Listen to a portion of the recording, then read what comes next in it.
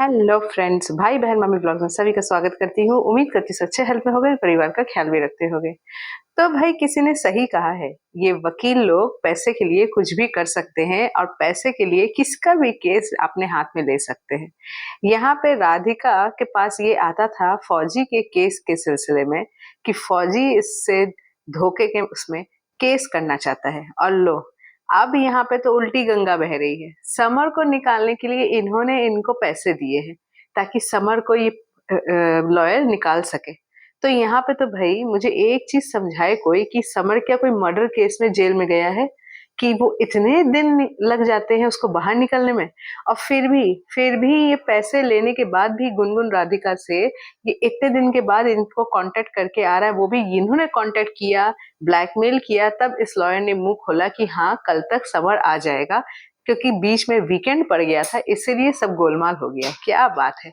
यहाँ पे तो भाई मुझे चीज समझ में नहीं आ रहा है, तुम राधिका जब समर को निकालने के लिए इतना पापड़ बेल रही हो तो इस लॉयर को क्यों पकड़ी? तुम्हारे मामा जी कहाँ गए?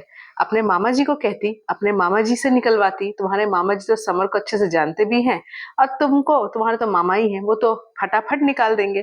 तो तुम्हारे मामा जी जब होते हुए वकील, तुम ये वकील के पीछे क्यों पड़ी पैसे देके कि ये तुम्हारे समर को निकाल के बाहर लाएगा?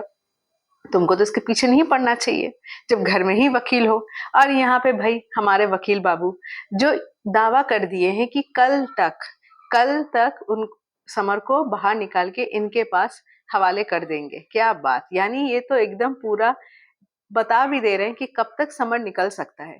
तो भाई समर इतना इजीली जब निकल सकता है तो इतने दिन को अंदर रहना नहीं चाहिए, कब का उसको बाहर आ जाना चाहिए। और अब भाई फौजी फौजी का तो लगता है अब सब नामो निशान खत्म, क्योंकि फौजी के बारे में तो वकील ने कह ही दिया कि मैंने उसको समझा दिया है। जब डिवोर्स ही नहीं हुआ है तो फिर काहे का रोका और काहे का तुम्हारा केस। केस तो सब खारिज हो जाएगा कोर्ट में जाएगा तो भाई ये तो पहले ही सोचना चाहिए था। जब इतना तुम वकील हो, इतना पढ़ाई किए हो, तो तुमको तो इतना दिमाग में तभी आ जाना चाहिए कि कोर्ट तक तो बात जाना जरूरत ही नहीं है। जब इस लड़की का डिवोर्स ही नहीं हुआ, अपने पति के साथ रहना चाहती है, तो फिर वो धोखे के आड़ में क्या केस केस कर रहा है, और उसके केस को क्या कोई मान्यता मिलेगी? केस तो स्ट्रांग है ही नहीं, तो कोर्ट में तुम क्या लड़ोगे केस? तो ये चीज तो तुम वकील, तुमको तो पहले बोलना चाहिए था। अभी तुम ये बात बता के क्या करे जो हमको भी ये बात मालूम है। तो चलिए देखते हैं क्या होता है। हमारे समर बाबू कल तक बाहर निकलते हैं कि नहीं। तो व्लॉग अच्छा लगा प्लीज एक लाइक जरूर कीजिए, चैनल में नए प्लीज सब्सक्राइब जरूर कीजिए। तब तक बाय बाय।